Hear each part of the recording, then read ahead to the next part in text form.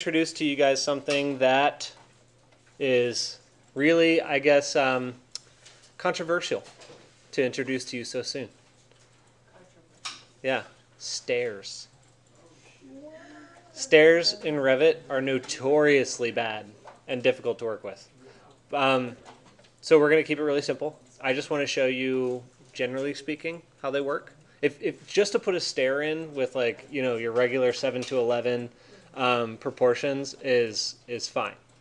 Handrails are the problem. But anyway, so let's just do a quick stair. It's not too bad. You'll see. In the floor plan view, go to architecture and then go to stair. Okay, and just click the stair thing. Don't do any special stuff. This is reminding me to save. I'm just going to hit escape, and it didn't save. It just let me keep doing what I'm doing. So now the way stairs work is they're a system family that is path-based.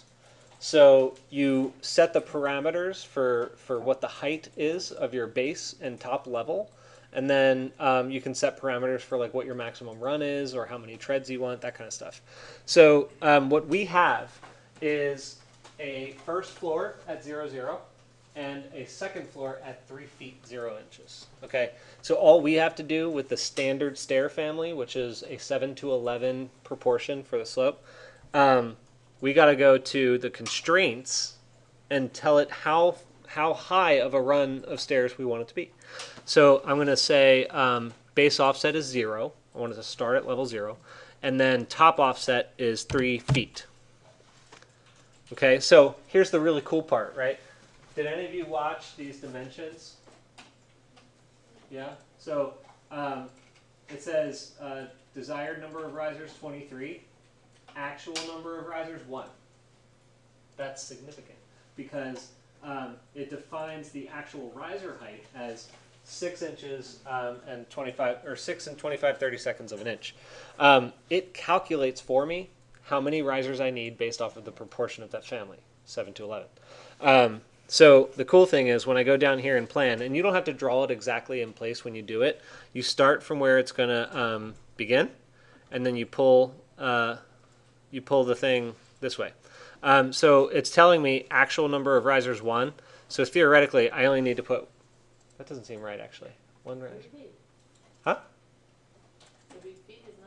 Yeah, that isn't just 1 riser. What's going on? No. It should be 2. 2. Why is it doing 2 now? That's weird. All right, well, now it's doing 2. All right, so there you go. 2 stairs. So I'm going to, basically, that becomes an element that you can just kind of select and drag around. That's a basic stair, okay? It has stringers. It's not a cool stair. It's like your regular exterior type stair. It has stringers and treads and pans and stuff like that. So you select that, you can drag it, put it in place, and then the cool thing about this that I kind of dig is it actually lets you just kind of like stretch the width of it. So I can just take this stair and just use this little pull arrow, and you guys are gonna love this, right? So the alignment tool lets you do it while you're dragging. How cool is that, right? Like, watch. And Rhino doesn't do this. AutoCAD doesn't do this. I've never seen this before in any other program. Ready? I grab this and I pull it down, and then look, as I get to the wall, boom. Oh, that's cool. That's a really cool snap, don't you think? All right, so I pull this up. I'm going to go there. Boom. Connected. Done. I'm going to hit check. Don't worry about the top end thing. So we'll check it out in 3D. I think that's right. It might be 3 risers. Yeah, there we go.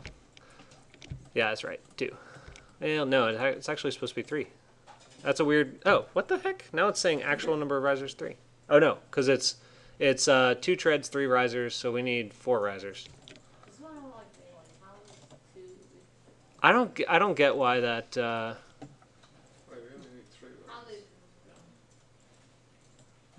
3. 3 risers. Yeah, we should only need 3. No, 3 feet, so 36 inches. It should be more. So the risers are 7 max, so we do 36 divided by 7. 5 risers. I wonder what's wrong with this family. 5 risers. Let's do... How big are the risers? What's that? Do we have go to relative top height. There we go. It just automatically did that for me. Did you guys see that? So what I did was I selected the stair, and normally it tells you, I don't know what I did differently, but normally like when I drew that stair run, it's supposed to stop you at the maximum amount of stairs that you set. I must have like not put a parameter in I needed, but watch this. So I selected it, and I went back to the parameters, and I noticed that the relative top height is low. It's only 1'8" and change. So I just went in and I modified that to 3 feet, and check this out. Boop! It created the extra stairs for me. What? I didn't get it. All right, I'll go back and do it again. The stairs, right? I drew it wrong, and I look at the information that it's telling me it has, right? The relative top height, the one that I thought I programmed to 3 feet, is only showing up as 1'8". So I was like, hey, look, that's an active field. I can just go into it and type something into it. Maybe if I just type 3 feet, it'll create the stairs for me. And believe it or not, 3 feet, and then you go back and activate it, and it's there. Stairs. Done. Didn't do it for you? All right, we'll take a look. All right, so play around with the stairs for a while. Try and get a stair in there.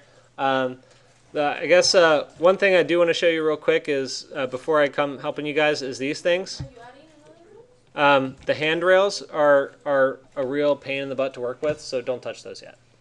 Okay? They're like a real pain to work with. Okay? Yeah.